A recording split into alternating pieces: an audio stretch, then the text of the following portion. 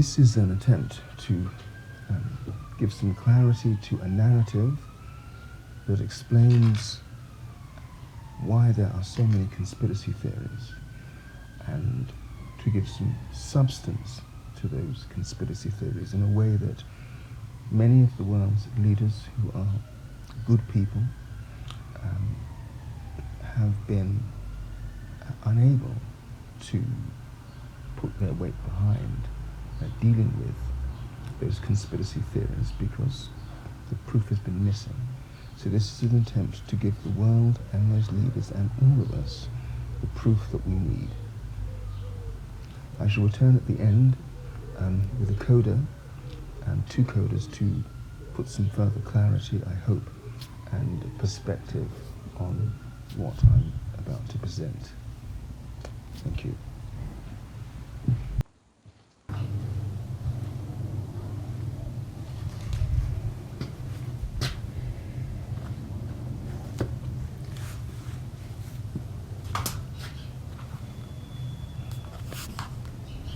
This is the news.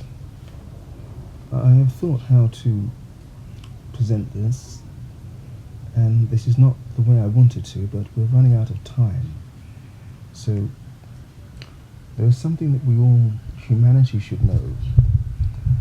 It is a truth that's been hidden, and the most effective way to hide a truth is to disclose it uselessly. And the truth has been disclosed bit by bit by bit, but in a way that renders it useless to us. It should be a call to arms, not against each other. It should be a call to arms against an enemy that is no longer at the gate, but is actually amongst us. What is the hidden truth? We're not alone in the universe. It's even a ridiculous question. Really ridiculous question. We're not alone in the galaxy. We're not alone in this solar system. We're not alone on this earth. And what is here with us isn't just passing by, it is seeking to replace us. It's been seeking to do this since the 1950s. So this is the news. And all of the conspiracy theories have all got a bit of truth in them. That's why their adherents, their supporters, won't let it go. If we get out of this mess, they will be vindicated to some serious degree. But also they will acknowledge that the way they have presented this truth with righteous fervor has undermined it. The truth should have no partnership with racism. Should have no partnership with anything that sets us against each other. Because that strategy of us being set against each other is the dark farmer, and that's what I call these advanced species, the dark farmers, and there's a reason for calling them farmers actually. That's their number one tool. That's what the Tower of Babel is. The Tower of Babel isn't language. You go to France, you learn French. You go to China, you learn Chinese. It's easy. Anyone does. It just happens automatically. The Tower of Babel is wherever there is a difference. Wherever there's a difference between us, instead of us enjoying these differences, we fight amongst ourselves. So I have considered how to present this urgent information to you. What is the most important thing to do? What's the reason that all of these conspiracy theories have been unable to activate us? It's because that one key piece, proof has been absent. That's the missing ingredient. Right? So I come today to put the means for uncovering this. I come today to put the means to uncover this into the hands of ordinary people, and to all of us. In a way, we're all ordinary people. Now, these tools, they're based on complex quantum physics, Fortunately, their implementation is empirical and practical. So, before I try to explain the history of this, it seems to me that I ought to put those tools into your hand as a matter of urgency, because once we have uncovered them, then we will come together and it will give us an insight, and I believe it will ring the bell for us. We should divide into two groups. First group, buy a video camcorder, a video recorder, but not digital. No. Get hold of an analog video camera, raid the second, third-hand shops, go to your own attics, hopefully you didn't throw them away, get hold of one, right? Really important. The other group, go to the archives of celluloid film, okay? We have huge libraries of celluloid film, so this is really going to help.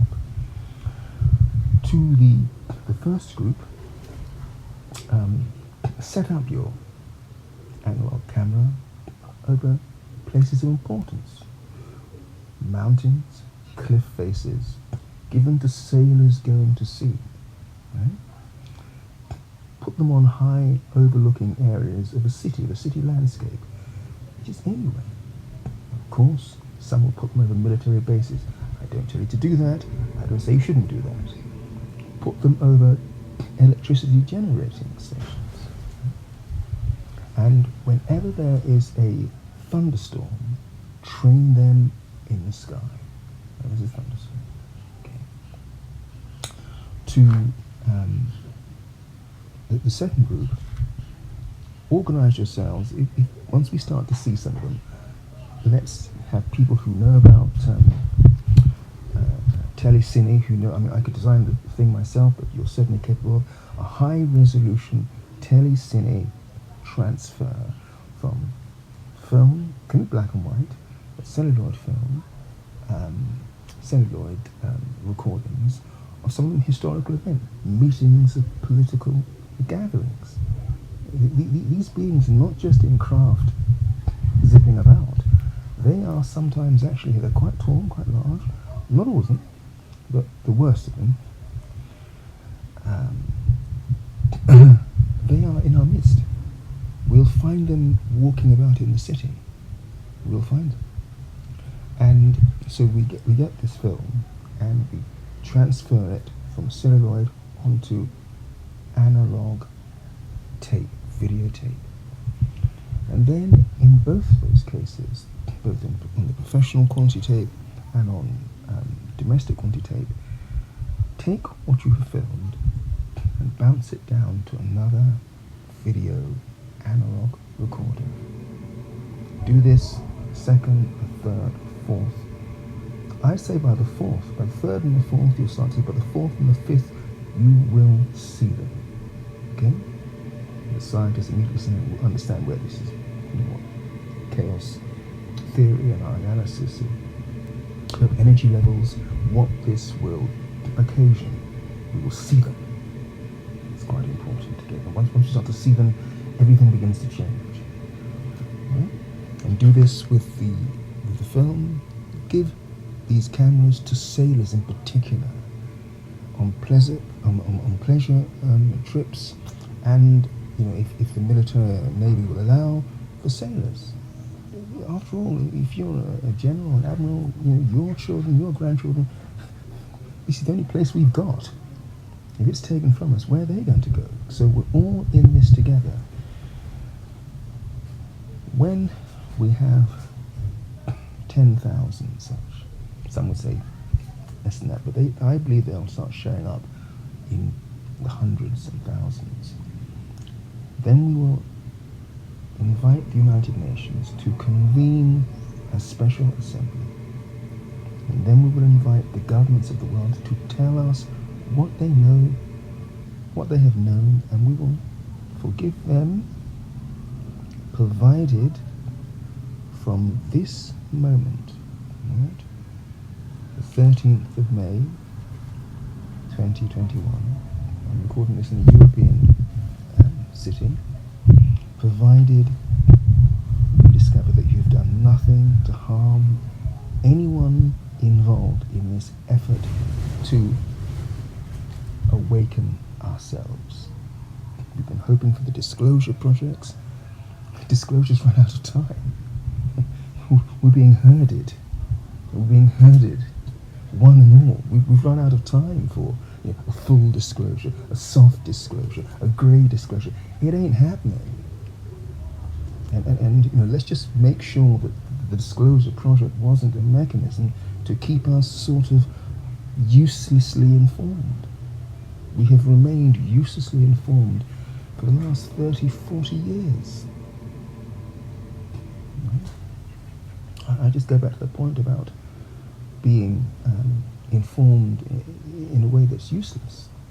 Recently, there have been real data showing UFOs. There's no mistake about it. Had that been disclosed in the 70s, when people were complaining about abductions, when some politicians were thinking about, demanding or requiring it, what really is there in this? At the time of filmmakers starting to really bring it to us. Of course, Close Encounters, we know how those who know how close to the truth that film was. Had that information been released then, it would have brought the people to our stop, and we would have really said with one voice, what is going on? But now it just slips out in the background noise of UFO bits and pieces is so loud that it's almost lost. That's the plan. It's a very effective plan. And that is another point. We're going to have to do something we don't do very well, and that's be serious for 10 minutes, and then another 10 minutes, and then another for the full hour, and then that's probably as much as we can do, then hand it over to someone else who will be serious, so that we stay serious with all the usual things that we do. Who's this person? Who's this? What's their story? All that's irrelevant. If there's something here that we get hold of it, our survival is at stake, as I'm going to explain. I thought what tone to bring to this, and it feels that an urgent tone under an overcast sky, slightly overcast, is the most important one, because I'm either making a monumental fool of myself here, or this is something that we need to know. Right? So that's one serious bit of proof, actually seeing them. Okay? They're here amongst us. They are hiding behind dimensional shields and energetic shields, optical shields, but this will unmask them, and we'll become bolder, and we should become more serious, so that all the clamour and excitement decreases as we start to see them, because the realization is they do not harbour good intent to all of us. What's behind this is it's as serious as can be. And so that's one bit of proof, actually seeing them.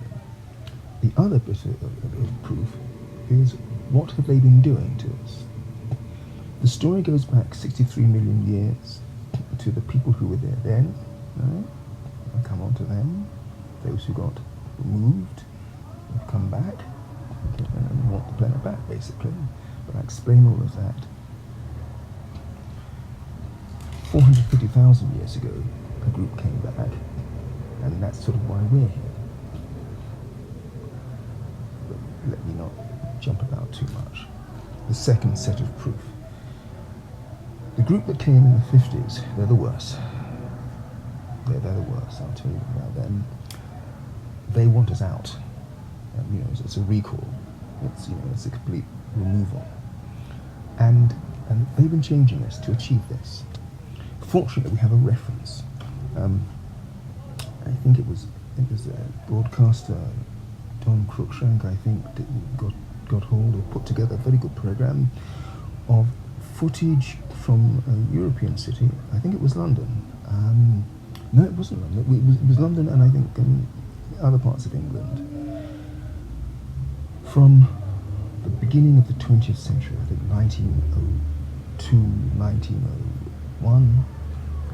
You can see us there. See people. See what we look like. Then, of course, there's that wonderful effort by Peter Jackson and his colleagues at New Zealand to bring the footage from the First World War, of course, that period, so sort of nearly 2 decades, a decade and a half or so later, to us, so you can see what we look like then, and of course we have all of the footage from the Second World War, and then I invite you to look at the footage from the World Cup footballs, because then there are men there, not at that time, but men there in sporting attire up to the 1970s World Cup, in particular that wonderful image of Bobby Moore and Pele embracing each other. So look at these 4 periods: 1902, 1918, the 39, and all of the World Cups up to 1970. Look at our size, look at our body shape, look at the strength of our legs, look at our head size, okay? Right? And compare that with antiquity, the statues, sculptures from ancient Greece, ancient Rome. Okay? We had a particular shape. Now look at us today. Okay? We're heading to be 6 inches to a foot taller than we're meant to be, I think. Now height is one of the most powerful assets that you can have, so no one's complaining. But the relationship between legs and torso is changing. Not yet in a way that's freakish or should concern, but it is changing. No one asked us. Is it nature? Is it? We've had one shape for thousands, 3,000-4,000 years. Now all of a sudden, look at us. There's a change. And Ukraine. Look at, test, measure the size of the human skull now, young adult, teenager, 20s, 30s. Is there a change? Then, look at children, pediatricians, parents. There are 2 films. One, a film called The Intruder with Jack Hawkins, Jack, who was a wonderful actor from British television called Shoestring. Not the lead, but the character was in it. Was in this wonderful film. The British character is wonderfully on display there. Look at the children in that, and in Passport to Pimlico, look at the children in that as well. I know they're all white, but that doesn't matter. Colour's not important. Unfortunately, it is. But so look at them. Look at the legs of those children. Right? Sort of 4, 5, 6, 7. Do you see them playing? Now look at the legs of children today. 4, 5, 6, 7. Is there something? If so, that's got to be the klaxon, the industrial klaxon going off. Right? Just look and see. Now this is data that we can see. Also, in cities, dogs used to bark in the evening. Once or twice a week, sometimes every day, dogs would bark at about 7 o'clock. Does it still happen in your city? Has that stopped? If it stopped, why does it stop? Did anyone ever discuss that it stopped? Was there ever an investigation, a discussion amongst ourselves, a discussion at some level? Actually, this thing has stopped. Why has it stopped? See, when all these things can happen and no one takes note, it means something. And what it means is not good. It means that we didn't achieve species sentience. Right? We're not sentient as a species. Someone can come along, anyone can come along and can just chop us about, pull us this way, mess about with us, and we just accept it because we never had a species identity. So hang on, I beg your pardon, I didn't ask for this. What are you doing? It never happens. And that suggests that we haven't achieved a certain level of intellect, which I think we have, but it's because we're so divided. I mean, if we had to say now, who speaks for humanity? It's like, can we name 1, 2, 3? Can we name one person who speaks for humanity, or one group that we actually listen to? That's not good. Otherwise, we just hear like cattle on a ranch. You do what you want, brand us, muck about with us.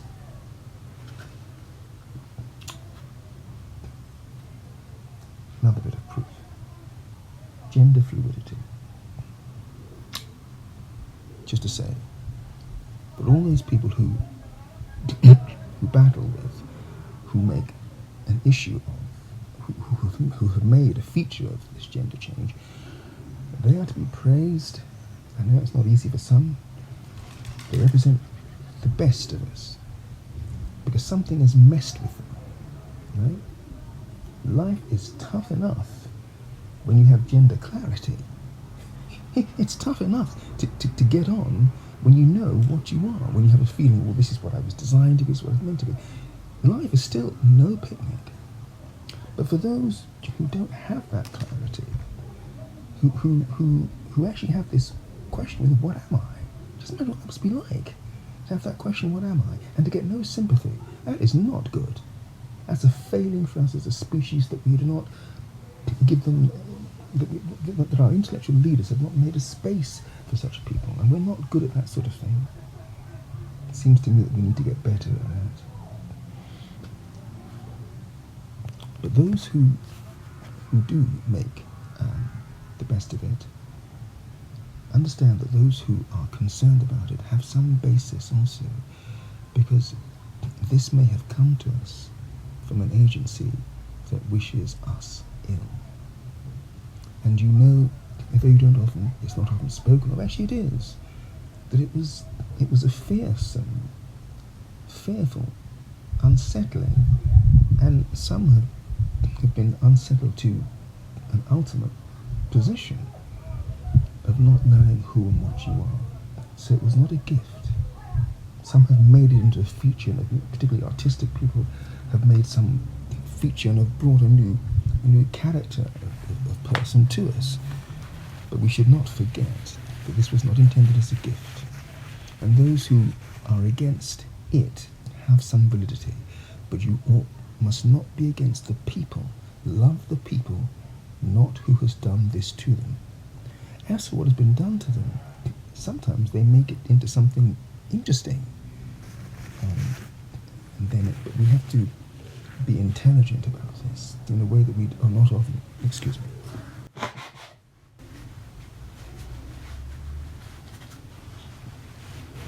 In a way that we are not often. I noticed, well, I came across a report about 30 or so years ago, 40 years ago perhaps, that amphibious species were changing their gender. In pond life, you notice this, that amphibious species were changing their gender. And that just doesn't just happen. Something was going on. And there was some research on it, and I thought, well, I should see where the research is going. But it never came back. It's as though something shut it down. Right? We're going to come back to that, the idea that there is something here amongst us other than these beings that's in cahoots with them. And let's not get too on their backs about this. Right? We'll have some sympathy. We just want it to stop. Okay? And that sympathy will be based entirely upon it stopping. Otherwise, it's pitchforks. Right? But if it stops, we will forgive. Partly because if you have done that, you have to live with it in the worlds that are to come. And there's no death, by the way. It's just something we will. As we get clarity, if we finally get our minds to a better place, we'll start to understand this. That's why you don't age. Your body ages, but you don't. But anyway, let me not get too distributed. Stay focused. And I looked looked out for subsequent reports saying what was happening. It was being changed, something was being done. There was clearly something in the water. Now, at first, I thought, well, because women have been taking birth control, it's something we've all agreed to this. Women have taken greater influence over the managing of their reproductive cycles. But the pill doesn't break down this hormone, so it builds up in the water. So that might have been, but I think it is more than that. I do not think that was one explanation, but I think that is not it. I think something else is at work. Because I noticed that the gaze between men, this male gaze, but the gaze man to man was changing. That men, I noticed it about 30 years ago in television programs. I could see when actors were looking at each other. Now, if you're an actor from that period and a set director, or it was never spoken of, but this is the time to start coming up with these difficult truths. I noticed that the gaze was what I say was perturbed. When a man looks at another man, he doesn't look at his mouth, right? Unless, of course, you're in a situation where you're initiating. But it was starting to happen. Men were starting to, there was movement in a way that was not locking onto the eyes, but actually going down the face. And it was sending, you could see in the other person, and sort of, what's happening? That wonderful moment in the film, wonderful acting in Ben-Hur, when there was this subtext, it was said, and the Charlton Heston has a slightly mystified look, I think, to be fair to him, and the other, just an aside, as far as homosexuality is concerned, live and let live. That's it. Live and let live. But back to this. So now I understood over time that this was the same thing that was happening to the amphibious life forms, but was beginning to happen to us. And the neural plasticity, the gender, which is constantly being maintained through the various glands, relationships between hormones and your physical being, was now in play. It was no longer fixed.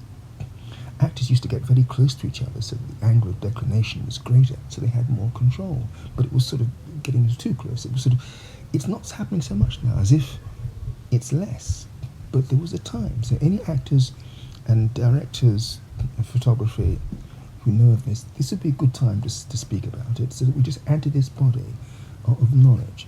And this is us as a species not arguing with each other, not picking quarrels with each other, but coming together with our best Sherlock Holmes cap on, with our best, what's that lady? Yeah, you know that woman. I'm sorry, ladies, but you know, you're just as good at this as we are.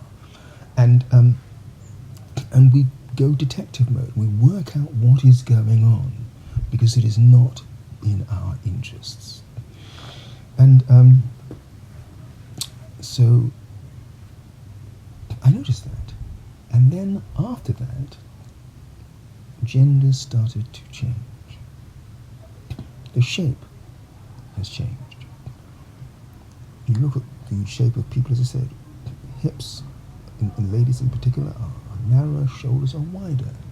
The hair follicles are thinner. The hair is thinner. There's a relationship between that and what's happening inside. The birth rate is going down. It's as if something is trying to suppress us, change us. And then we remember the reports of tall beings working in tall beings, and we're being changed. So all of this is, and I may not have presented it well, I'm sorry if I have, but I'm hoping that we will come together, all right? Regardless of your orientation, regardless of how you position your gender, this is something for us as the human race, as this group But here on this planet, I don't say that this planet belongs to us, but we are here. And, all right, those are the proofs that there's something here amongst us and that they are changing us. Okay? The vaccine, as I said, I will not tell people not to take the vaccine. It's a choice, an individual choice. But once we know there's something going on, the first question we ask to our clients is, did you know about this? Is there a danger? Is there a threat? We're injecting ourselves with genetic material. Remember that there have been over 4 million reports of alien abductions in America alone. 4 million! Goodness gracious, how many does it need? And we remember that almost all of them had a universal theme of beings wanting our germinal cells. They wanted to get to human DNA. They were mixing it with their own DNA. They were experimenting with it. Also, the height of those abductions has passed. That's not good, is it? As if whatever it was they were after, they got it. And now here we are. Okay. This is what I think is behind all of this. It's a story that goes back 63 million years ago. And there are beings, so I'm going to illustrate, I'm going to try to tell this story by using modern films. And the good news is that there are beings that want to help us. And why they don't do more is there is some explanation for that. But like one of our complaints will be, but they'll say we've tried, but they're still watching, they're still willing to help us. In biblical times, they would speak to prophets, and these were like artistic men. If you look, most prophets, they're sort of poetic. They've got that little artistic extra something about them. Nowadays, it's screenwriters, it's filmmakers. Filmmakers have that same something. Once upon a time, they were prophets. There wasn't the same wonderful industry that could go in and delight us to the extent of some of these wonderful films. So I'm going to illustrate this by referring to various films that are more than just the films we think they are. Thank you. They are actually messages whereby our friends, humanity does have friends, have been endeavoring to tell us something, some things that we need to know. And sometimes they put a marker down, possibly for such a moment as this when we come together and start to see it. This moment is like in that recent wonderful film, well, I thought it was quite wonderful, by a very good director, great director, and very special guy, from all accounts, Steven Spielberg. Ready Player One. There's this moment when the Percival character, from a time when knights and masons were protecting the country and the world, as opposed to trying to enslave it, he calls to the internet to gather to save their world. Well, I'm inviting us to come together to save our world. My part, who I am is not important. My part is just to get it started, to pass this torch to the young, to the middle, to the old, all together. Look at your children, your grandchildren. We're being shown the door. I mean, in sporting terms, we're in injury time. In the second half, the ball's deep in our side, near our goal mouth, and the ref is fingering the whistle. So whatever we're going to do, it has to be like in cooking terms. We're in the pot, the chopped ingredients are alongside us, the gas is, and the lid's coming down. Fortunately, they've got to screw it down. If we come together with one big effort, we can get out of it. But we will get out of this by the skin of our teeth. We get out, if we discover what's coming on and get out of this mess, We should never forget how close we have come to being shown the door. They're showing us the door. Right. 63 million years ago, okay? We all know that there was an asteroid that skittled out the dinosaurs. But what is often not as identified is that it skittled out the insects as well. And you can see some fossil records, they were huge. And the insects now, you know how clever they are. How clever the insects are. Right? They were huge. You have ant colonies, and we know how intelligent ants are. Praying mantis is very clever. A housefly zips about. These things, the spider, look how those webs, they're intelligent, by golly. And they were like 100 times the size back then. Now, we do not know how big the ant hills were, but we do know that bees and wasps and others, they navigate now by looking, some of them, at the sun. They see that body, some at night by the stars, but certainly by the sun. So they can see the sun and they register it in the sky.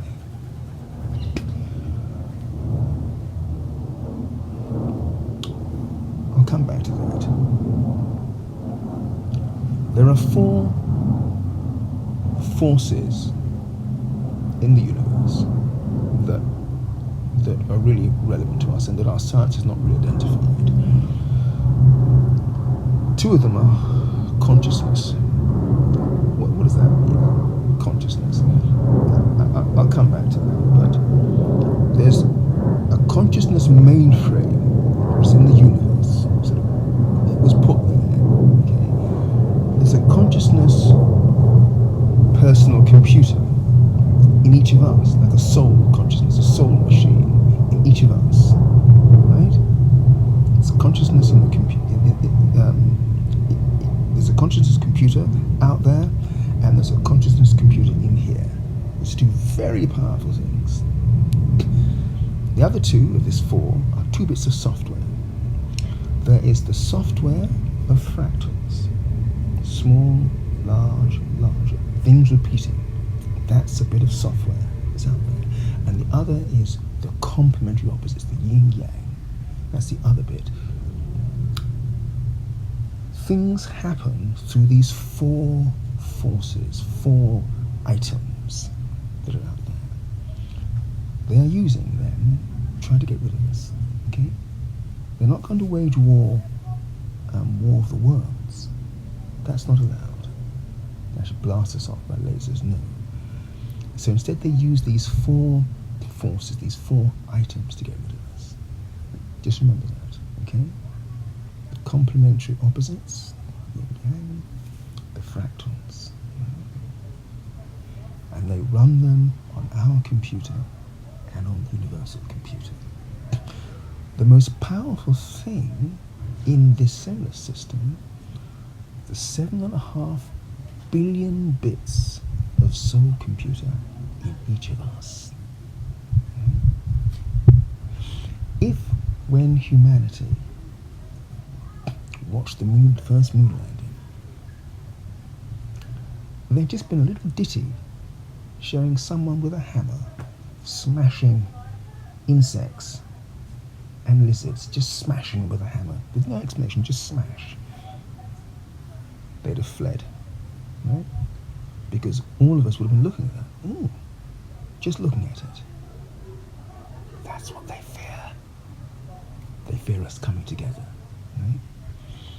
That film On the Edge of Tomorrow, you see, this is the enemy's end game that we're in right now, okay? And what do they fear? They fear us working it out. The spells, the trickery is broken when we figure it out. Right? Now, if we go back, so that just those, remember those 4 items. Oh, just one thing. I'm going to mention film references, and I could illustrate this with little clips and pictures from them, but I don't want to give Google or Twitter or Facebook, wherever this video is posted, an excuse to block this. But I make this gentle warning to Google and the others. If you mess with this video and people discover that this is validity, it will never be forgotten or forgiven. So don't mess with this. Don't find a reason to mess about with it. Okay, just let it go naturally. Don't mess about with it. We're done with it. Alright? There's an awful lot that comes to us through. We will not blame you. You're being manipulated. We all are. But don't mess about. So, 63 million years ago, as the asteroid was coming, they would have seen it in the night sky and then in the day sky. They would have seen this approaching because they were intelligent. They see what's in the heavens. They would have said, you see something coming, but you can't escape. You know it is inevitable. Sounds familiar, doesn't it? Yes, it does. It was a ball. Something came with a ring. Something came with a spaceship that was in the shape of a ring. A complementary opposite. This thing came with a ring and ended up blasting away half of the people. 63 million years ago, something came as just an asteroid and blasted away half of the people. Right? Marvel, lava, marvel, insect lava, marvel, Thanos, ant, Titan, ant. No blame at all attaches to the executives of these. None of it's not happening at your level. So please don't give us any grief. Look at your children, your grandchildren. This is one planet for us all. We get out of this together. Those are wonderful, entertaining films, no problem. But now that you know, now that we know, we can break the spell. As soon as you see what's happening, and I call it a spell is this program, right? See? The fractal. This is why child abuse keeps happening. Child abuse is not about this disgusting idea of sex with a child. It's about the fact that something bigger than us is abusing us. So they must make us abuse something weaker, something intelligent, smaller than us. They can't get away with child sacrifice anymore. For a long while, it was child sacrifice. And child sacrifice was brutal. It wasn't just about ending a child's life. It was about torturing a child. It was awful. It was awful. Moloch and these others, it was about putting a... So they are not nice. They are not nice. The insects are the worst. They are contemptuous of us. You see? They mock us. We only have access to about 33% of our brain. It's probably exactly 66.6% has been hacked. Now, all scientists know this. We don't have, and yet every other higher mammal has access. So I'm jumping around a bit here. Forgive me. I'll go back to the 63. But just a little aside here, so you understand what they're like. We only use 33% of our brain. Now, you'll find it's almost exactly 66.6 has been hacked. Why that number? Because they mock us. Because we are number 6. That's why this. It's that pattern of replacement.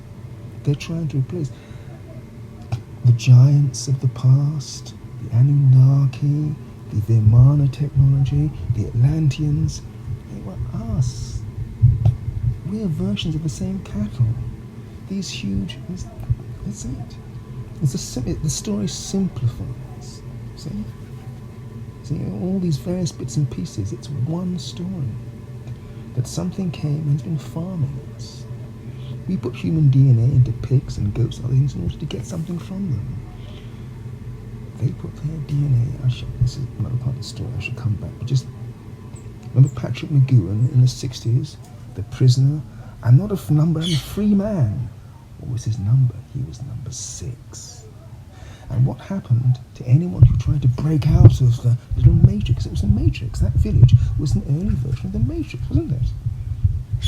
Anyone who tried to break out of the matrix, what, you got suffocated by this white ball. And that suffocation was that you have no life, no career. All those people in the past who worked this out, they are destituted. Okay? That's what that white, you can't breathe. You're not allowed to have a living. You're not allowed to have a career. That's what that white balloon that suffocated you was symbolizing. Okay? And such people go silent. They say a little bit here and there, and there have been plenty of women and men jumping around again. I should go back to that in a minute, but you'll find that a lot of the witches who got burnt at the stake, these were men in the Middle Ages and women and men who worked out that there was an additional these four forces, and they started to try to deploy them themselves. See, they were trying to deploy to get out of. They could see that all of their efforts were starting to be in vain, and it's the same kind of devious people who were succeeding, who were amassing the power and wealth. They worked it out. See, we're the sixth version. Remember? When James Bond first started. Once again, please, I'm not interested in a quarrel with the filmmakers. James Bond, when he first came, was a wonderful Sean Connery. Handsome guy. You know, it's a different age, of course. And then bit by bit by bit, what is the story behind 007? It's that it's a replacement motif. Remember the spell, this fractal? It's a replacement motif. Okay? Something is constantly replacing, and they are trying to replace number 6 with number 7. You see? That's how it's done. It's very clever. And anyone in Britain has heard this phrase, come in number 6, your time's up. You've all heard that. See? You find it crops up a lot. That's how the game is played. Right, back to Thanos. But so the ants back then, and they saw this thing coming, and they did not. They couldn't escape from it, right? And they didn't. Now, what they did, because they were intelligent to work out this is danger. They may have known exactly what it was, but they may have burrowed. Whether they had enough technology to get off the planet, I don't think so. There's not enough evidence to suggest. But you never can judge. It's been such a long time that they may have had enough technology to actually launch one or two of them, a few ships. We just don't know whether they were working metal. We just don't know. It doesn't look like it, but who knows? I mean, just look how industrious our ants are, and our ants have us to contend with. Whether there were reptilians and ants and the various other insects that had sufficient resource and capability and proficiencies to create something, to put something, to launch something without knowing where, just to freeze it. Because insects can survive being frozen. We cannot, but they can. They may have spat something into space that went and was frozen and has remained there. It came back, folks. It's not so, you know, and with a certain legitimacy. So the whole story of making a complementary ring. So when you watch those films, just have in your heart, in your mind, no, we're not going to be replaced. I like this film, but we're not going to be replaced. Just keep thinking that we're not going to be replaced. So when you enjoy those films from now on, because what happened to those films, half the human race got blown away. Half the people, and that's what they got removed. Now they want to come back. You see, and this film is about bringing them back. So they need us. They need our soul computer, our conscious computer, to affect their plans. That's what's behind all these films. It won't work without us. You see, all right? You're smart. You can figure. You can see it, and you see it all over. Endgame. They came back, and God help us if they do. All right? What they will do to what they're going to do to us. There will be only a few of us left in the Scientific Museum. And they say, shh, we replaced them. The insects view us. In that film, The Fly, of Jeff Goldblum, he said, "You ever heard of an insect politician? Neither have I. Insects don't do politics. They're brutal." And that was heaven telling us. Heaven telling us they're brutal. They want to replace us all. They are scornful of us, people. And not without some reason, given the mess that we're making, the choices that we've made. But they are brutal. And this is what we should know. So, I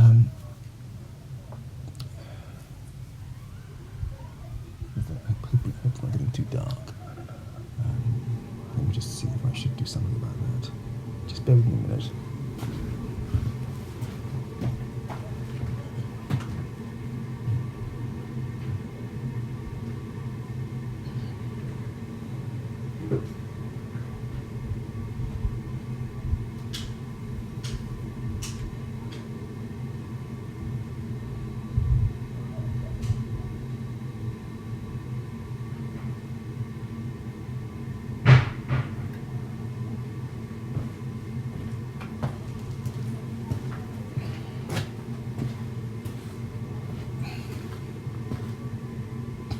Never mind. I hope that we can manage. So, and once again, I wish Stanley was here. I'd be saying thank you to him, because they may have had an influence, but we certainly enjoyed those films, and I enjoyed them. I read those comics, fantastic and terrific they were called in Britain. They were wonderful. I think I became a scientist because of Hank Pym. So this is not a criticism. And the spell is broken when you understand it. So it makes a huge difference. And so we enjoy those films. But now that you know the makers of those films, make sure that you don't have humanity failing. Make sure you don't have someone trying to replace us. And so that you just, now that you know, just work the motifs, the themes, with that in mind. Okay? Right. So, they may have got something off the planet. It's just possible. But certainly, I remember my spiritual radar pinging when I listened to the beginning of that film. It's called Beginning Infinity War. It's not infinity, it's certainly millions of years. And that's when you said you see it coming, I felt uneasy, as if I knew that there was something happening. And that's what it is. And I share that knowledge with you. I could be wrong. We can dismiss this as the ravings of a twit, and I'll have to bear that lash. So, they got removed. Who threw the asteroid? If you look at this planet without water, you see why it has so much water. Because you can't have so much water on the moon, on Mars. There's nowhere for it to go. It will cover the entire planet. You have just a few mountain peaks. There are great basins. This planet has been hacked. It's been terraformed. It's so obvious. Look at it without water. It looks like nothing else in the heavens. It looks like nothing else in the solar system. None of the planets, as far as we can see. It's nowhere near spheroid. It's just chunk. Just goodness gracious. It's only the water that makes it look like the Earth that we know. Something had this in mind. Something more powerful. And there is suggestion that group, I call them heaven, all right? They're of God, of light. And I'm not sure this is the time to explain what I understand. I am a Christian, but, I have Muslim friends, and I understand the ways of I don't understand the Prophet Muhammad, but may his name be blessed. But I respect that religion. I have Hindu friends. I respect all the religions. And what we're going to discover is that we've all got a bit of the truth. We've all got a bit of it right. Not all of it, but enough for us to come together knowing that we knew something. As spiritual people, we knew something. And those who do not believe, because they don't, also there's a basis for them to say, well, we always suspected there was something a bit wrong. So there's a basis, maybe I'm being over optimistic here, but there's a basis for humanity to come together. I believe if we get out of this mess, heaven will put in an appearance. These beings.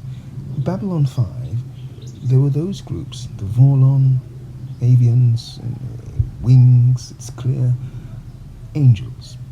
Not the prime creator, which is what the aliens call God, but closer to him, wishing to implement God's will. They were trying to steer the earth, its development, and us to come up. And they didn't like the insectoids and the lizards, and they're rotten. Just look at them, they're brutal. They wanted us with our sensibilities. Well, actually, it wasn't us. What came after the insects and the lizards were primates. Were mammals. Was the animal kingdom? Was the different zoology that led to animals, not reptiles.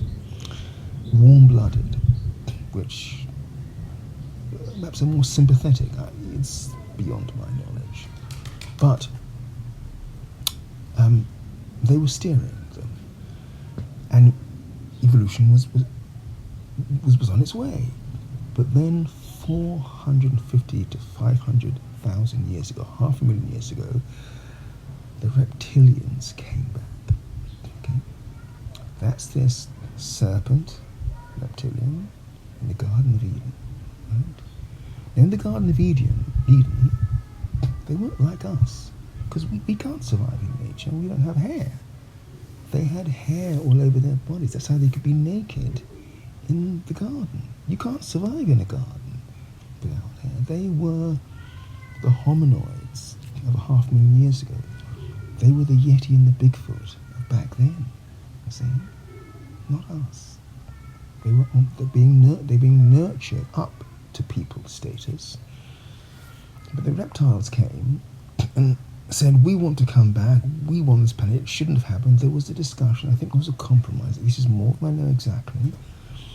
And the compromise was that the reptiles could put their DNA into the primates. And that's what produced us, humanity. We're part reptile, part primate. That's why our DNA number is different. That's why we have lost all the bodily hair. What's our greatest threat on this planet? It's the mosquito insect. So, and what's your greatest protection against the mosquito? Hair. You never lose your greatest protection against your greatest threat. It's just evolution does not work like that. End of story. The reptiles did something sinister. They hacked our brain. This 66% scooped out. I don't know whether that was in the first version of people. Certainly the Vimana Indian, that whole, that area, they were a bit smarter than us. They seem to have cracked the technology, but they got folded back. And there's a warning there. Whenever we look at pictures of them, there's nearly always some sort of war going on. Beautiful though they were, advanced though they were quarrelsome. And that's a warning to the people of Pakistan and these two wonderful nations. If only you could come together without fusing into one, but just somehow respect each other. Because you have that warning of your predecessors who were very advanced, as you are advanced, but they were folded back in. And there's evidence of nuclear exchanges in some of the underlying deposits in the deserts. There are things that only could be produced by very high temperature. I won't say any more than that. So, they came back and created us. That's one of the big secrets of humanity. We're part lizard, part monkey. See? I'm a Christian. Right? But God wants us to find the truth. He wants us to be in the dark. Ignorance is dangerous. Not knowing is why all this is happening to us. There are scientists who know this because there are genetic markers that reveal this. It's just somehow, it's never, anyone who begins to find it out, you get this number 6, you get that white balloon, you have no career. The scientists who find these bits of information start to, the questions and they have these questions because it just doesn't, you see, there's no missing link between us and the fossil record. There need to be about 20, 30, 40. We're so different. We're so different. Suddenly, we're so different. There's no explaining it. You see? But it's in our DNA. That there is something here that's reptilian as well as mammalian. That's the big secret of this. Why did they allow them to chop our brains up? Well, we actually gained. It was a curse, it was a gift. A lot of our culture, we wouldn't have comedy without this reduction. You see? Because we find things funny because we don't quite work them out as they're being told to us, and there's this tension, and then suddenly we get it, and then it's funny, release. Right? We find films entertaining because we're not in the present. It's just actors, it's just a set, this is the whole thing, bam, it's just lines on it, we're getting emotional, but it's just a drawing, it's just a cartoon. But we do get emotional, and we enjoy it. So these limits give us our culture, all our stories, our narratives. We're able to subsume ourselves within a falsehood. See? The way we like food, the flavors, we don't work them out. Our brain, and the way we analyze things gives us a whole range of sensations which, if we were smarter, if our brains were more efficient, we would not get. So it actually gives us this unique culture, and I believe it is why we are so important to God. Our selfishness, we are more selfish than was in the original design, which is why when we do come together and share, which we do sometimes, like that wonderful Live Aid by Bob Geldof and Midjo, for example, other such examples, it sublimates, and it just, heaven takes note.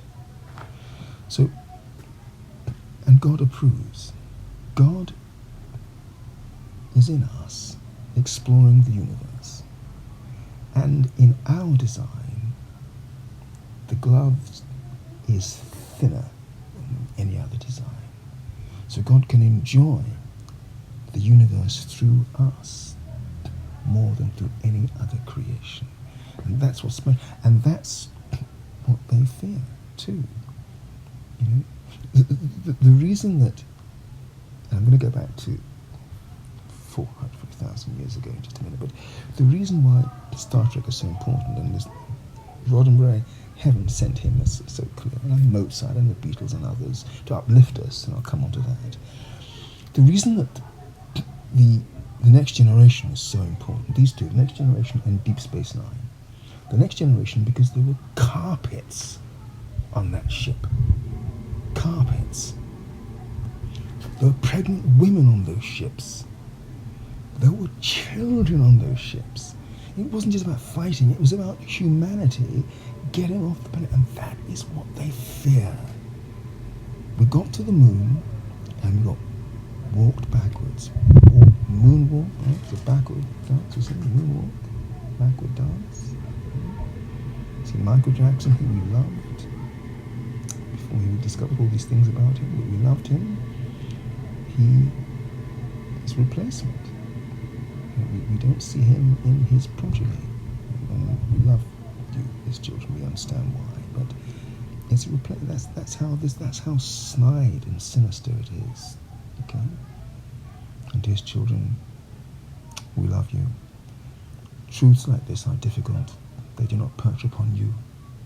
Be bright in the light and with our blessing. But so. The Next Generation that is something they fear. They don't want us to get. So that, and Deep Space Nine, of course, is just, it's a classic. The thing that they fear. Look at Deep Space Nine. Okay, I'm going to give you all these references in a minute, but you'll see there's an insect head. Look at the opening credits. An insect head underneath, reptilian head on the top. So they encompass it. Insects and reptiles. These two groups encompass it. Okay? The Borg. Okay, I'm going to get to that in a minute. So back to 450,000 years ago. They came. We do similar things. We put our DNA into animals so that we can harvest them. They put their DNA into us.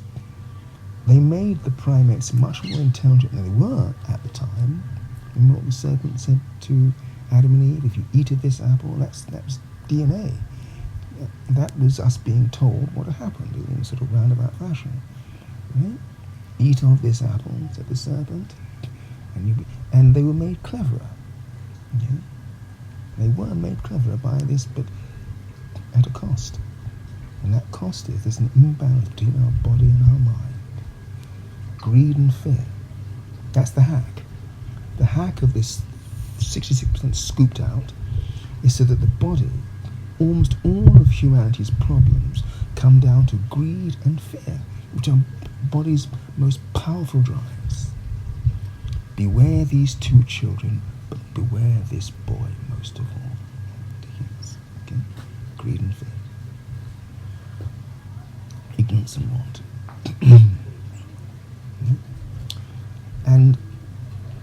But heaven allowed it because in that curse is this blessing, this gift of this culture. And if we can come together, you see, it's special, but we've almost been defeated. And we've been defeated because we don't come together. We're too selfish. I mean, global warming has nothing to do with us. It's the insects making this planet like nothing. It's nothing to do with us. So when we start to see them, we're going to discover. But the real shame of global warming is the way that we go past the homeless to campaign for the planet. What is wrong? What is wrong with us? You go past the homeless to campaign for the planet. Youngsters, what is wrong with you? Right? Poverty is twinned with extreme poverty. Extreme poverty is twinned with homelessness. Homelessness is twinned with death. When you see people who are homeless, you don't just look at them as if they're still going to be there in a year's time.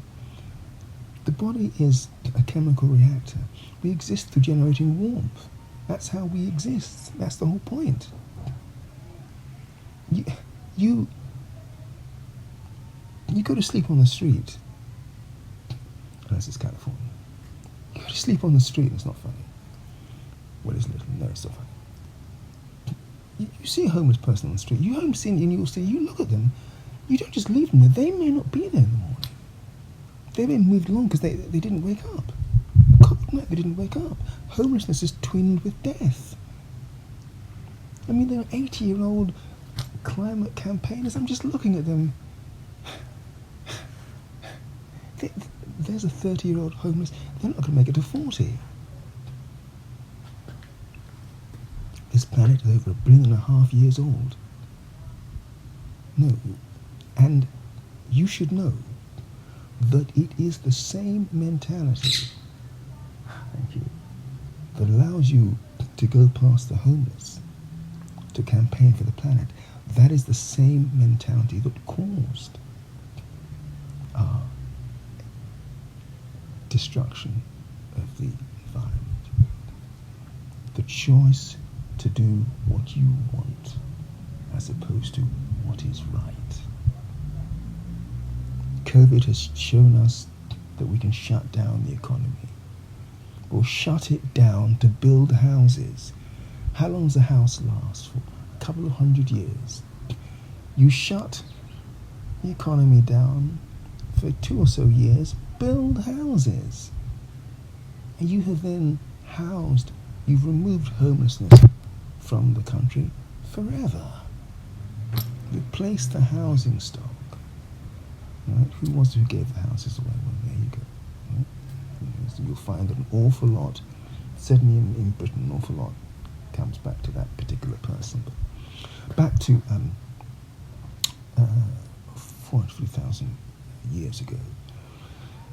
So we then enter this period of human beings have now emerged, Cro-Magnon man, and we are being developed with the oversight of heavenly beings and being done down with the oversight of reptilians. And it is a tussle between them. That has gone on for 500,000 years. There are fossil records of human dwellings from in coal seams. So we have had, they disappear. They disappear very quickly because what we're fighting wants at all costs to prevent us from coming together around a flocculation point, an inception point, an inflection point. Right?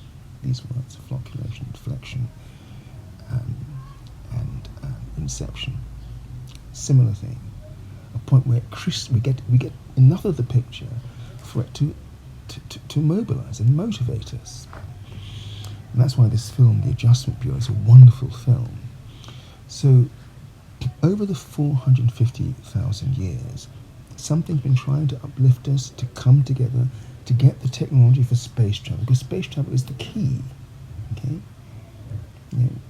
developing the technologies to get to warp speed. Personally, I think I can get us to warp 2, but that's another story. Sorry. So we pull it together and get off the planet. Because getting off the planet, seeing the full circumference of the planet from space, even just getting to high orbit is an epiphany. Getting to the moon was wonderful. Looking back and seeing the Earth from the moon was just wonderful.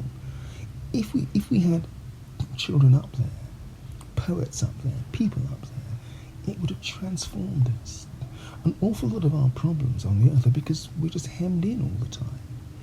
It's just us. We just live in the cities of our parents and grandparents. We don't go off and found new cities. You can't change a thing. A rebuild, any engineer will say, is almost impossible. You start again. And then there's a respect for the thing that you think is imperfect. Right now we end up being angry that the thing is imperfect. We end up being disappointed, disgusted with it. But really we should appreciate it and go off and build again. That's really what ought to be happening. And then when you build again, you discover that actually that was better than you thought. That was more difficult than you thought. Then you get a respect for what your grandparents and parents and great-grandparents have done. That's missing. And to try and do it ourselves and see how easy it is to do things this badly. Suddenly you realize, actually, this was pretty good. So, over the course of the 450,000 years, the reptilians have been constantly suppressing us with greed and war very effectively, and we've never quite been able to pull it together to get off this planet. So, and that was continuing. But then something happened in the late 40s, late 50s. The insectoids came back, and that's a disaster for us. Because they no longer want to keep us failing like the lizards. Because lizards enjoy this failing, and there are other beings along with them from darker solar systems and from solar systems where there's no sun. What am I saying? Well, just think about it. There are solar systems where the sun has gone out. But that doesn't mean life stops. But it has a different take on life. And there are solar systems where there are 2, 3 suns. You can imagine what that would mean. We can't quite eat sunlight, but there are organisms here that can. You'll find that if there were 2 or 3 suns, there would be intelligent humans who can live off light. And with all that warmth and joy, beings, people who've met reptilian beings, some of these reptilian beings, have said they smell of urine. This is because their bodies are less efficient, are more selfish. So you can imagine that they're unpleasant because they feel unpleasant, you see, like a bear with a bad head. That it's grim for them, right? But they don't see it as grim. It is their constant context. And so they're mean because it's just the way they are. So, over the course, the Dark Ages, I believe the Dark Ages was an attempt to reset us. So every now and again, you see, there's a reset, like a flood. I don't know how many floods. I would suggest by this theory that we will find that there's actually 5 examples of a flood in antiquity and in ancient history. Excuse me.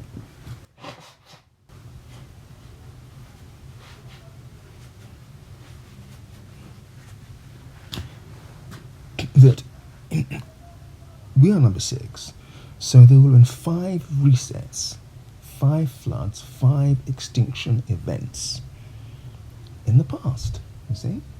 See, as you get the clarity, and I don't know everything, who does, but I mean the whole story, and I'm wrong about lots of it, but just enough for smarter people than me, and that's a lot of you, to come in and make sense of this. 5 extinction events, we were reset. It's very likely that it was just as we're beginning, an epiphany, just that we're beginning to come together. And the lizards we're going to lose the crop. Right? We're going to get off the planet. You see, and then you see, as soon as you take away poverty and war, you can still have rich people. You can still have mega rich people, but you have no poor people. And there's no coercion to do rotten things. You see, there's just so much changes, right? And life gets better for us all. And with life getting better for us all, we don't produce the brain waves of misery, and I think that's what they like. Something is able to farm our misery the way we do awful things to get putted far ground. Right? We like this taste. But sometimes you have to, sometimes you don't have to, sometimes you can just take goose as it is. But sometimes you have to really excessively manipulate the goose to really, I don't eat veal anymore, but I remember what I did once, it was very dark tasty. I don't anymore because it's just not fair. So, throughout our version number 6, you'll find that we've been ebbs and flows of rising up as a civilization, heaven trying to encourage us with heavenly visions and hope and goodness and whatever, and something else with war, and it's been this. And remember those cartoons with this angel on one shoulder and on the left, incidentally, in biblical terms, is actually when something is not good. So it depends how you look at it. Because actually, politically speaking, I'm on the left myself, but I embrace all forms. So,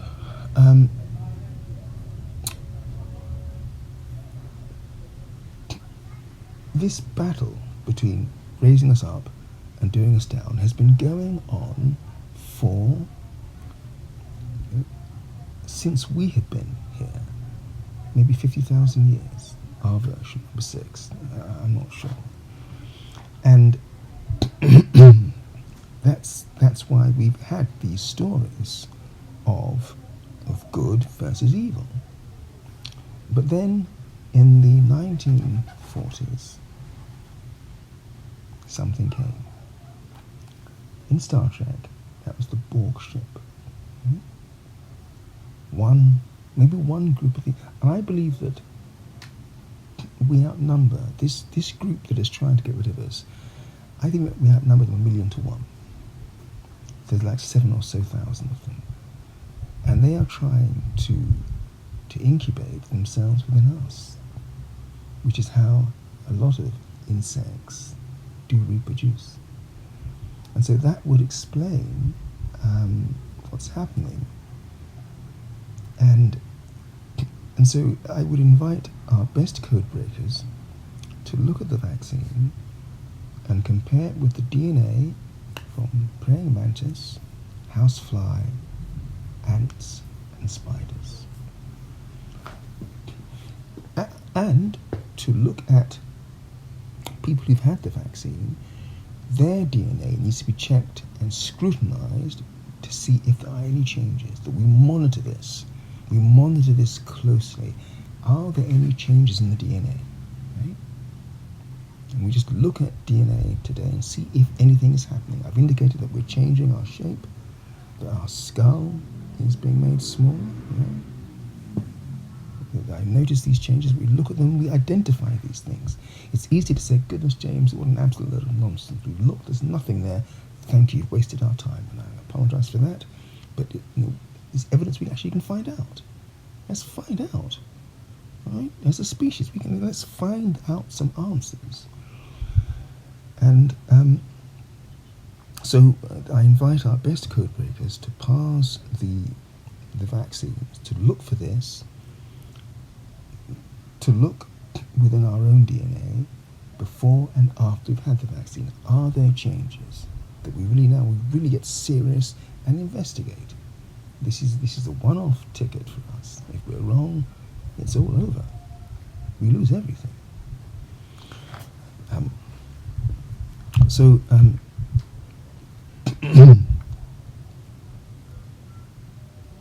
In the 1940s they came. It is said that Eisenhower met with them in the early 50s, and that he thought about telling us, I'm certain, but he worked out that we couldn't handle it, and he may have been right, it would have been pandemonium. But also, if he had only told us, with all the authority that he had, if he had told us we'd be living to be 200 by now, we'd be on all the planets, we'd be interstellar, it would just, because two groups came. The first group were from a galaxy. Now, I bring the film Our Man Flint in as my exhibit A. Right? Our Man Flint. Okay? Derek Flint. We have remained in the Flint age. They get us behind the soul computer. We're behind the protagonist. That we sent the people from the galaxy kicking. They were these authoritarian. But actually, even by the end, they said, look, we wanted to give everything to you, but it was destroyed. There was a Masonic type in amongst them. Always on the wrong side, as Derek Flint said of him.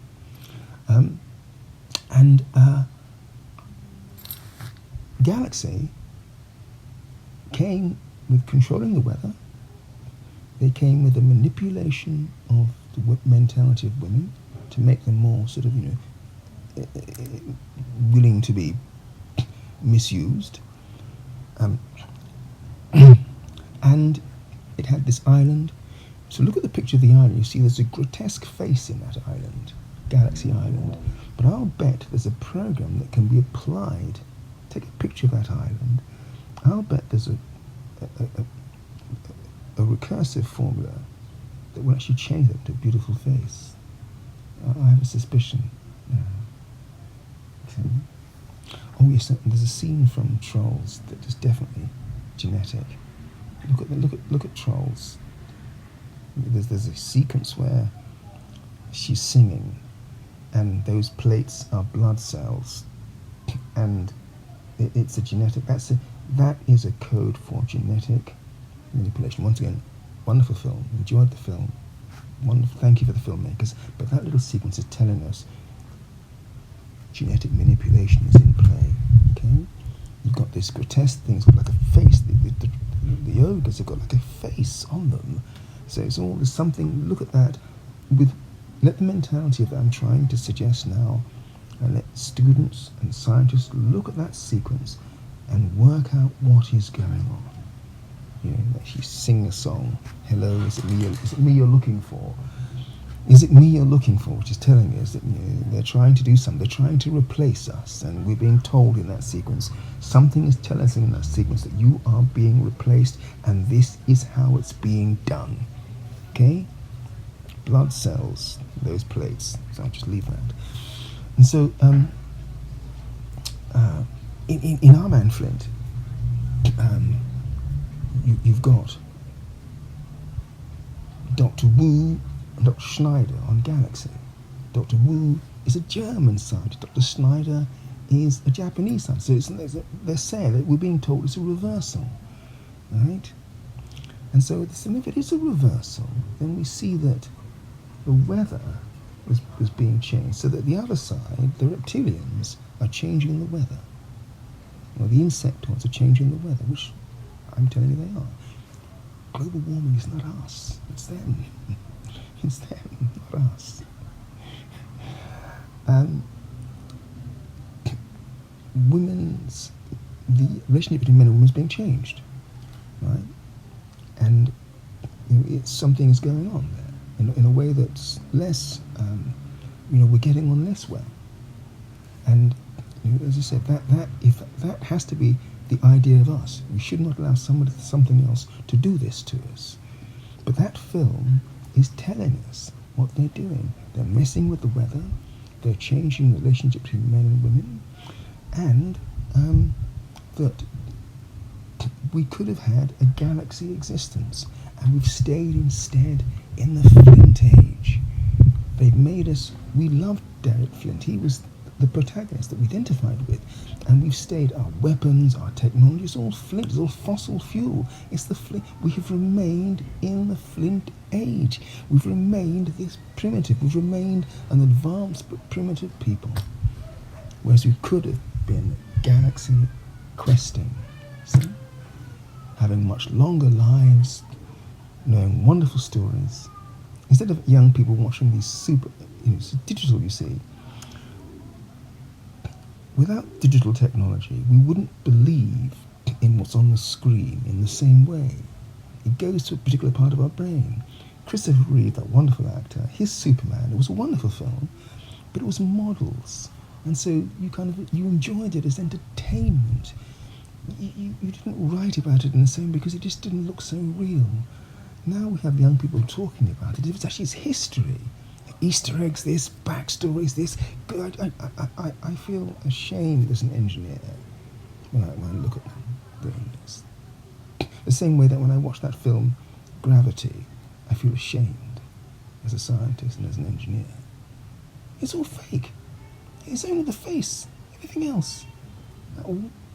Lovely actress Sandra Bullock, and that so-so actor George Clooney, wonderful actor George Clooney as well. But it's just their faces.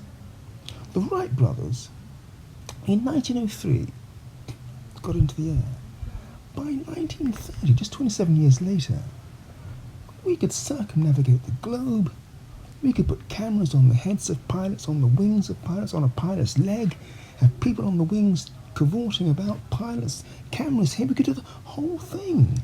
It's interesting that cinema and aviation kind of got going together. It's interesting, isn't it?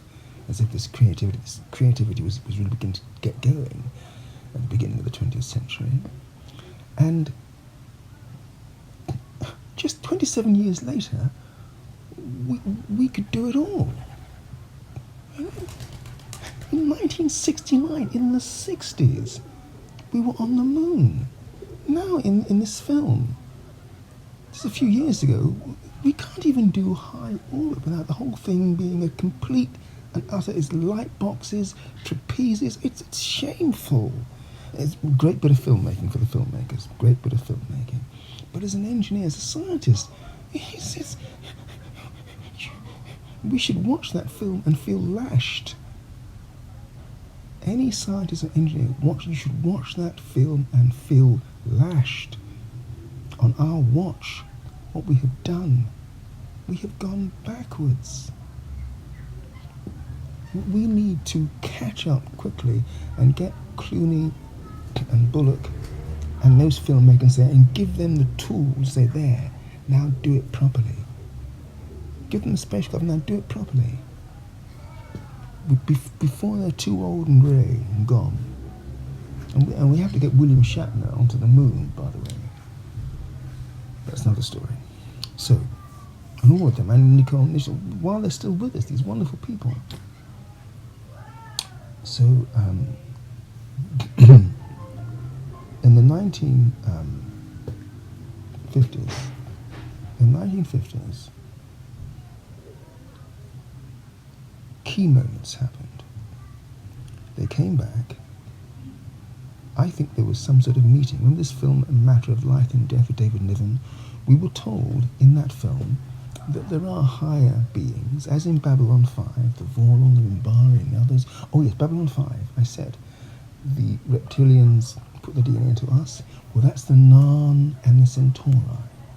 Okay, we are the Narn and the Centauri. We are one people. We are half Narn, and that's why that's what Babylon 5 was showing us.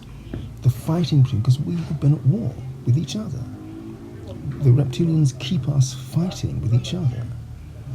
And so Babylon 5 is an embodiment of the story, but the truth is distributed. Okay? The Narn and the Centauri are one people. Us. See? That's us. And then you have the Mimbari, and you have the Vorlons, higher beings, and you have something else, Valon or one, but another sort of meant to be God. But these older children, the first ones, older children, and some of them are disinterested, but some of them care enough. Right? Some of them, Kosh, Christ, is whatever. No, whatever about Christ, our Saviour. But the point is that Babylon 5 is telling us a fair bit of the story. So, in the 50s, like in A Matter of Life and Death, there was a meeting to discuss. And it's quite possible that the decision by President Eisenhower and the generals, and I think the churchmen involved, that decision not to share this information with the rest of us, that was it. That was the decision that allowed heaven to say, well, look, if they will not share this news with each other, because it was about power, they wouldn't share for power. It was an excuse, but it's because they wanted to maintain all the power norms of the time. And that was when the insectoids, who had petitioned, I believe, to get to replace us, and the lizards had been, because lizards wanted to reboot us, or recall. Remember this fractal? We had this BSE. We had many examples of cars being recalled, of cattle being slaughtered and recalled, as it were. This whole fractal pattern. So they run these patterns again and again to try to get us. They try to make it happen. To try to make what they want happen, they have to run them on our computer and on the consciousness of the computer. So whenever we see them, we reject them. And the power is that we can now need to be school plays where insects get their butts kicked. Right? School plays where we pull their wings off and feed them to our dogs. Right? And put their human puppets in chains. We need lots of stories where insects and lizards not stories where they kind of run the film until the last frame. We're fed up with that they are being biffed and boffed and slapped around from at least a third of the way in of the film, so that they have their brief moment at the beginning, and then we get to grips and so that's it. You can't just have a film where they're basically winning all until the final bit. No, because so that's our power, and that's how we can win, is by using the fact that they are running their programs on our mentality. So we take control of that power and write stories where we come together as a people. Men, women, men. The people who have a different sense of identity. We embrace each other, all of us, whether you're gay, whether you're heterosexual. We embrace each other as humanity. I mean, we enjoy the difference, actually. We enjoy the difference. That's not for me. That's not for me. Thank you. No, thank you. But happy that you can have like a fruit salad. We enjoy our differences. You see. Right? So, I think in the 1950s, there was a decision that they could then replace us. And heaven has been trying to stop that.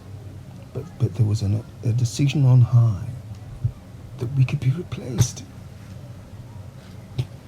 because of our failings. And you can see how we are. Look at us, because of our failings. It's not too late for us to snap out of it, to see them, to understand what is happening.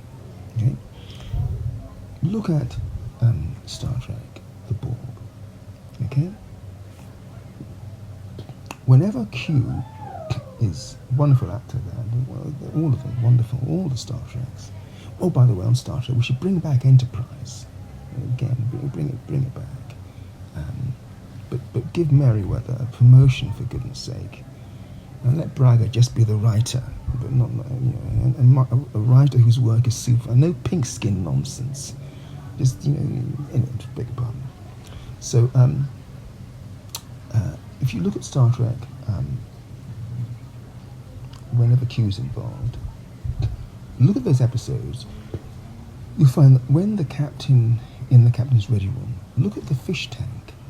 Look at it closely. Squint your eyes. You see it's an eye, right? Right.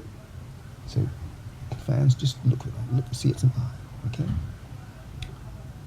Whenever Q is involved, it's an eye. You see.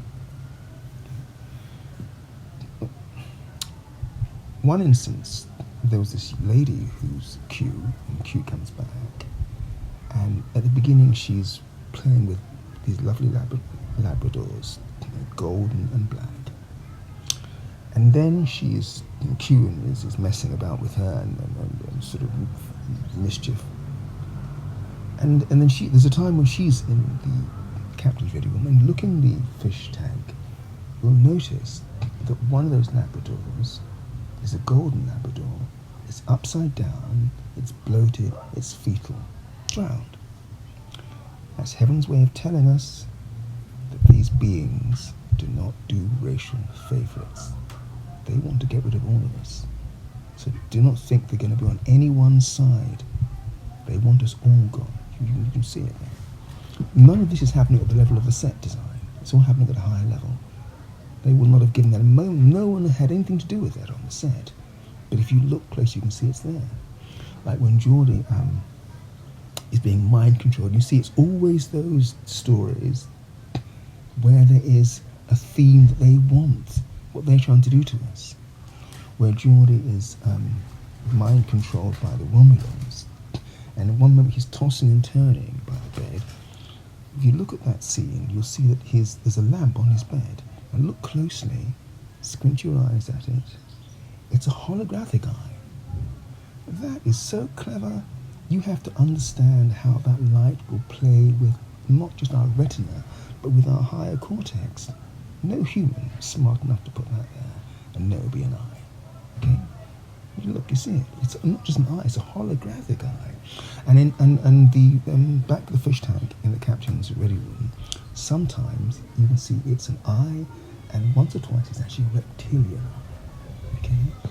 But so those are just little snaps to show us that these are the moments when in the Matrix when Neo starts to see the green lines. Okay?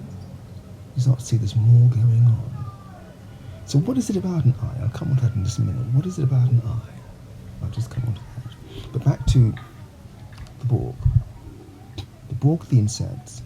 Roswell, like little ants, weren't they? But they were not the masters. Those little they sacrificed them to infect us with digital. Okay, digital has been good and bad. I mean, I work with technology outside. I'm a scientist and engineer, as I said, but who I am is unimportant. I'm happy to stay hidden if you don't mind. I'd be grateful. No, the time will come when I have to come forward, but at least until we know at least I'm actually talking. I'm not talking at the back of my head here. But the um, the, the, the Roswell aliens, if you look at them, it's like an ant-shaped face, isn't it? But so something senior to them sent them. Okay, so the Borg are these insectoids, right? Insect humanoids. One ship first of all deals with Enterprise. It carves it up like a roast, as Riker says memorably.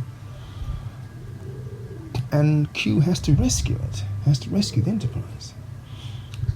Then it comes a few years later, just this one ship again, just one ship on its own, always one ship. This is very significant. Heaven is telling us it's just one. Heaven's saying, look, you've only got this one ship to deal with. Now, this one Borg ship comes, and Starship sends its entire, it's like 40 or so ships or whatever, the Klingons send ships as well. And it duffs them all up, it kills everybody, destroys them all, no one survives, I believe. At least we're not, no, it's not true, beg your pardon. There are plenty of survivors, but all the ships get destroyed. And then the Enterprise comes and defeats it. No. The Borg ship went to Earth and put us in the Matrix, which is what it's been doing. Okay? How did Enterprise defeat the Borg? Because they couldn't switch Picard off. They had just added him to them. I mean, he had only been added to the hive a few hours or a few days before. You can't build a system electronically, biologically, without the chemical bond-breaking peptides that will destroy that link. You can't build a subroutine to a computer without the ability to erase it. No intelligent system can add something without the ability to reverse that.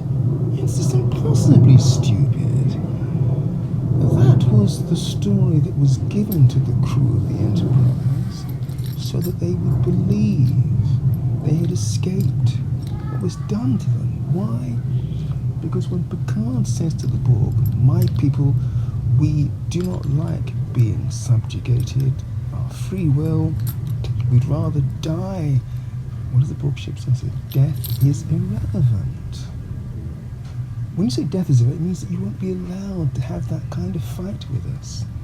We're too smart for that. There's not going to be a war of the worlds, blood for blood, explosion for explosion. No. They're going to slide their way in and change us. This is what they're doing.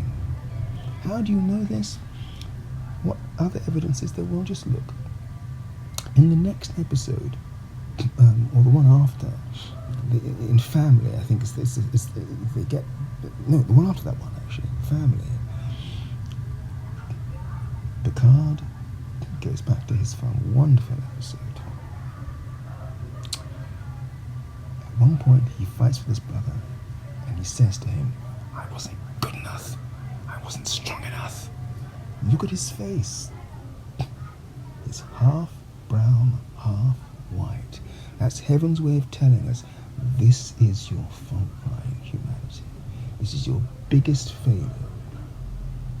You are racially intolerant of each other. I wasn't good enough. I wasn't strong enough. He's half brown, half white when he says that. It's our biggest fault line. Look, racists, you don't hate black people. You just don't want to live next door to us. We can make that work. You just don't want to grow up seeing us. We can make that work. But hating people you don't know, that makes us an animal. That makes us an intelligent animal. And they feel entitled to bring us in, slaughter us, eat us, and get rid of us. They feel entitled to restock the farm. And then heaven says, well, because you see, that's the reason that we're made to be like this, so that the lizards can, in the court of heaven, say, "Well, look at them. You can't let these creatures. We made them. They're our lab experiment. You cannot let them off the planet into space." They make that argument. Youngsters, this is what these video games are all about. These computer games, where you're killing, writing up. Some of them are still alive, not many left, but go and talk to those from the greatest generation, we call them, a title they earned, I believe. When machine guns were first put into the hands of people, ordinary people, ask them if they ever had a machine gun, if they could ever aim it at the Germans and pull the trigger. Ask them how easy it was to do that. Ask how many of them actually could do it. See? They'll tell you.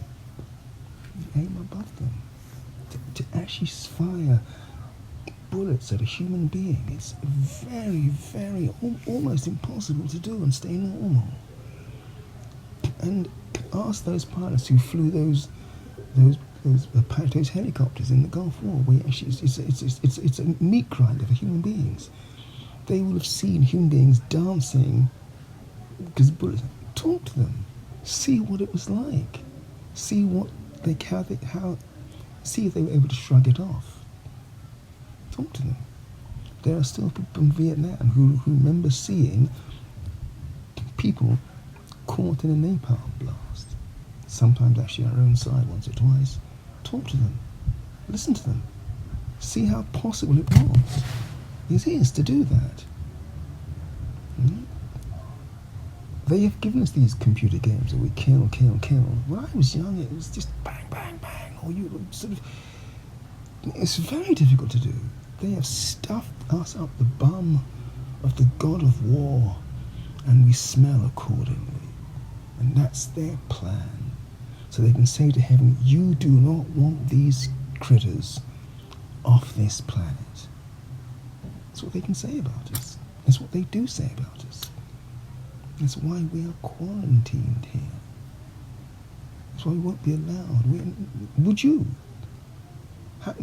Given what we do? No.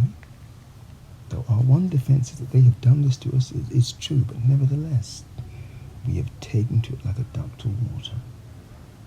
Greed and hostility to others. So I say to racists, look, if clarity now comes, and you don't want to live along like black people, that's all right. If we get off this planet, you go there, we go there. We can make that work, right? But this noose on the corner of building, that's like, this is not about racism, but it's about humanity. But believe me, that is one of our greatest failings. It's one of their biggest successes. And in Babylon 5, there's this line, and I say this to racists: when you leave this realm, because there is no death, when you get to the next, you will meet your parents and grandparents, and they will say to you, "Son," and they will quote London will I. They played us like a puppet. They will tell you. They will see what's happening. We've been played like puppets. This racial hatred is one of their most successful strategies. All right. So, the Borg came and put us in the Matrix. And that's where we are right now. We're in this Matrix where we can't quite see our way clear. But it's not quite too late. And you just look at, excuse me.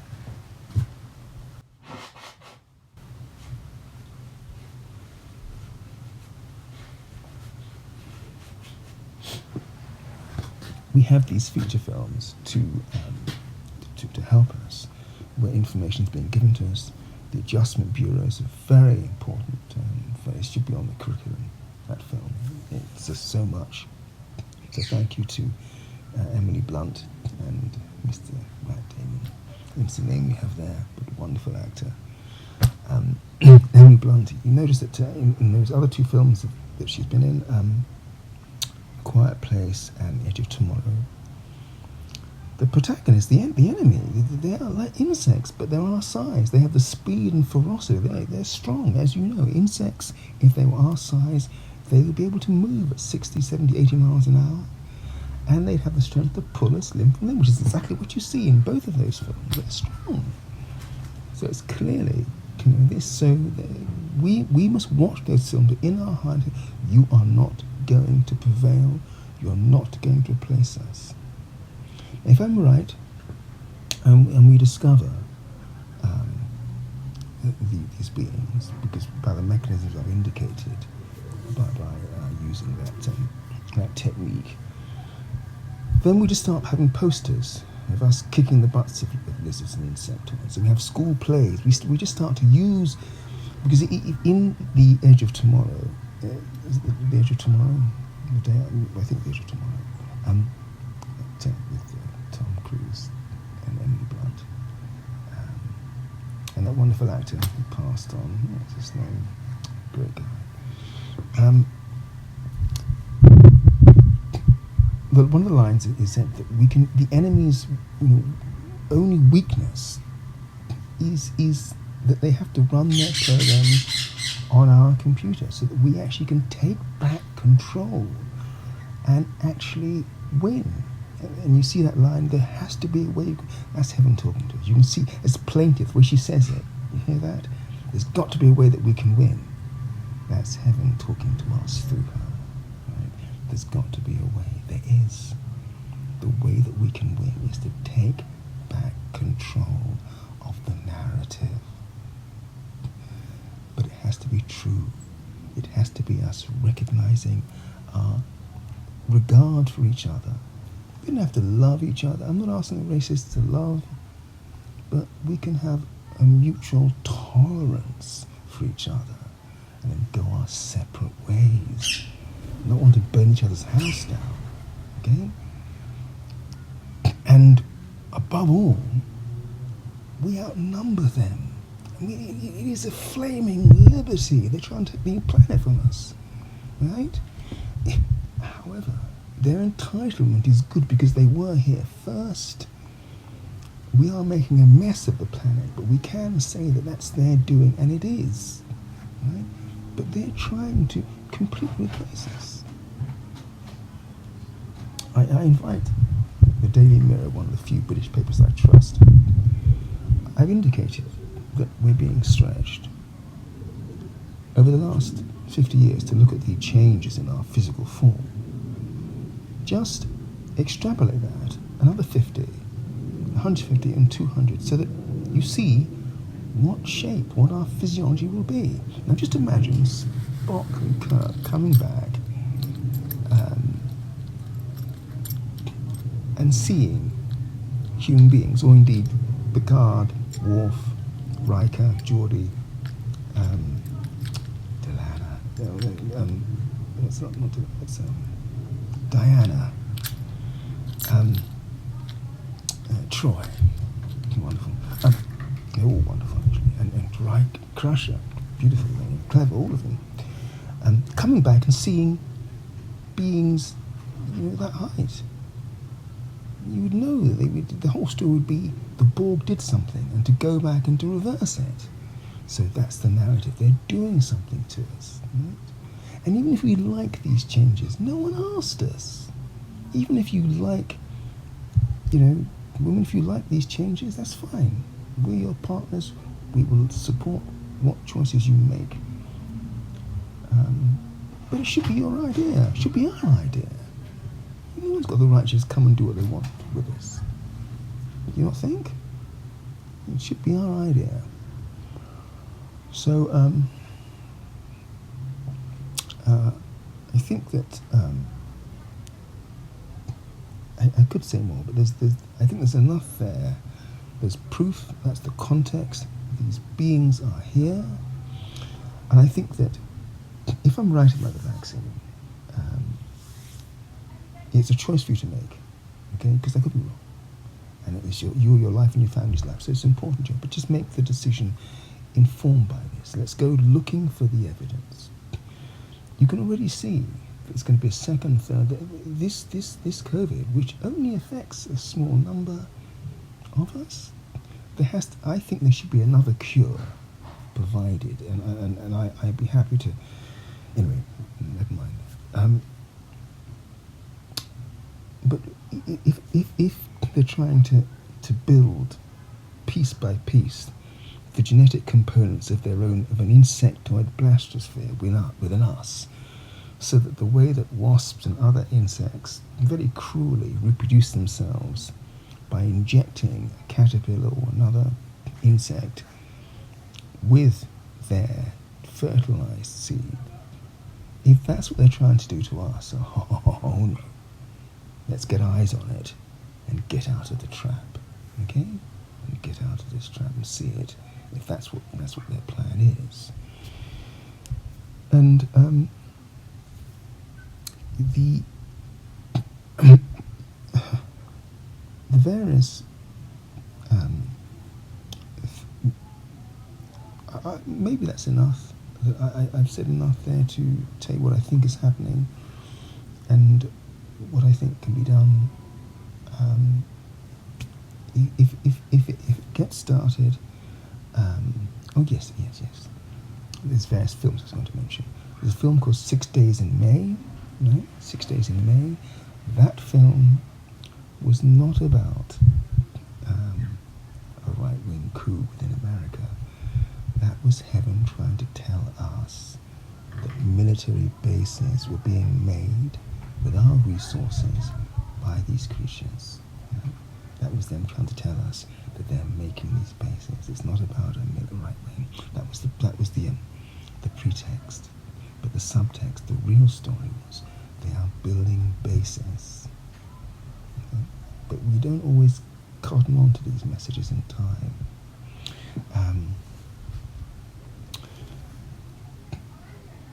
I've mentioned that you keep seeing an eye turning up. Why? Well, because it's this fractal, it's this pattern. They are trying to watch us. They are on the lookout for us figuring out what they're doing.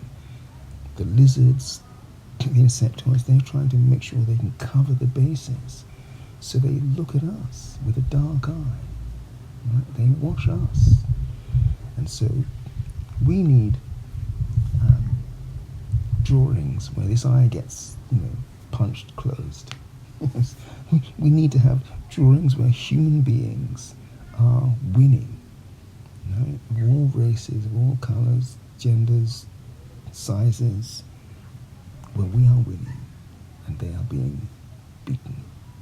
We have posters, lots of internet pictures, so we just get this. This is our power to envision our victory and their defeat. That's how we can win, all right? And that's what they fear. They fear the 7.5 billion of us coming together as one. And it's not too late to do that. But it very nearly is.